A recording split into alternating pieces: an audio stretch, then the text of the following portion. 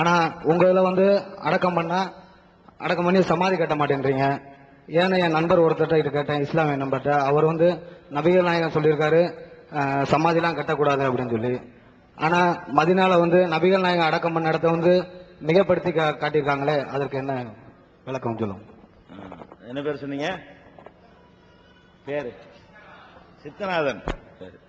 சகோதரர் சித்தநாதன் அவர்கள் ரொம்ப அழகான கேள்வி கேட்டிருக்காங்க.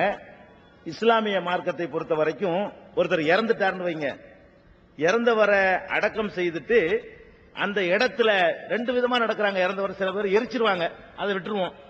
புதைக்கிறவர்கள் இருக்கிறாங்கல்ல, புதைக்கிறவர்கள் எடுத்துக்கிட்டீங்கன்னா அடக்கம் செய்துட்டு அந்த இடத்துல ஒரு சிமெண்ட்ல ஒரு கட்டட மாதிரி கட்டிடுவாங்க.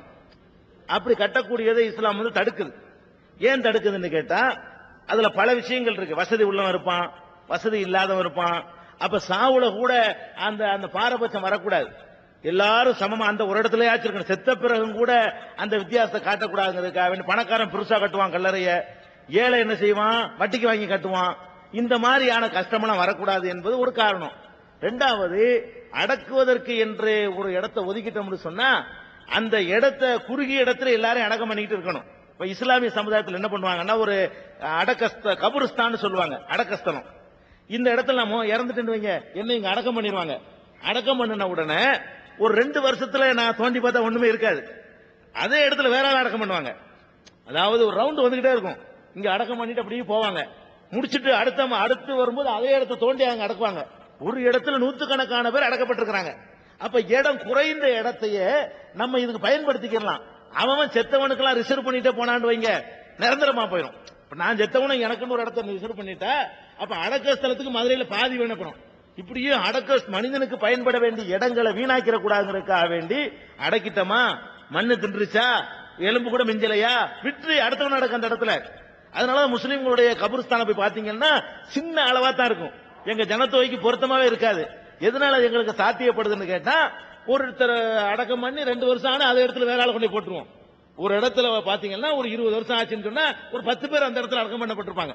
அப்படி சொல்லக்கூடிய ஒரு மார்க்கம் இதான் நல்ல முறை. இறந்த பிறகும் கூட அந்த இடத்தை ரிசர்வ் பண்ணிக்கிட்டு உண்மையில பயன்படுறதுக்கு ரிசர்வ் பண்ணா பரவாயில்லை. உள்ளுக்கு ஒண்ணுமே மிஞ்சாது.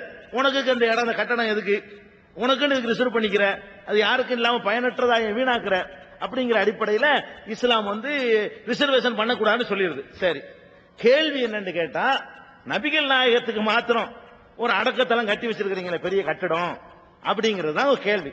அதாவது நபிகள் நாயகம் மக்காவுல வாழ்ந்து மதீனாவுக்கு போய் அந்த ஊர்ல ஆட்சி தலைவராயிருந்து மன்னராயிருந்து இறந்துடுறாங்க. இறந்த உடனே அவர்களுக்கு அடக்கத்தலம் கட்டி இருக்குங்கிற அவருடைய கேள்விங்க.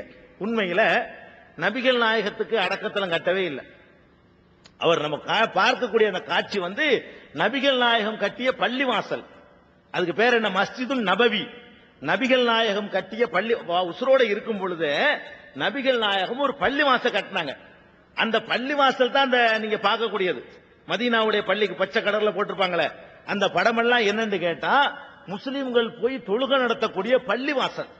அவருடைய அடக்கத்தலத்தை கட்டி தர்கா கட்டப்படவே இல்லை. பள்ளிவாசல் ஒவ்வொரு காலத்துக்கு தகுந்த மாதிரி விஸ்தீர்ணம் ஆகிட்டு வேண்டா போகுது. அப்ப நபிகள் நாயகம் கட்டிய பள்ளிவாசலுக்கு பேர் தான் மதீனாவில் உள்ள மஸ்ஜித் நபவியை தவிர அது நபிகள் நாயகத்தை அடக்கம் செஞ்ச தர்கா இல்ல. ஒண்ணு. ரெண்டாவது, நபிகள் நாயகமுடைய பள்ளிவாசலுக்கு பக்கத்துல ஒரு சின்ன ஒரு இடத்துல அவங்க வாழ்ந்து வந்தாங்க. அதை ஒட்டின பகுதியில அங்கேயே அவங்க இறந்துட்டாங்க. இறந்த இடத்துல அவங்க அடக்கம் பண்ணி இருக்குது.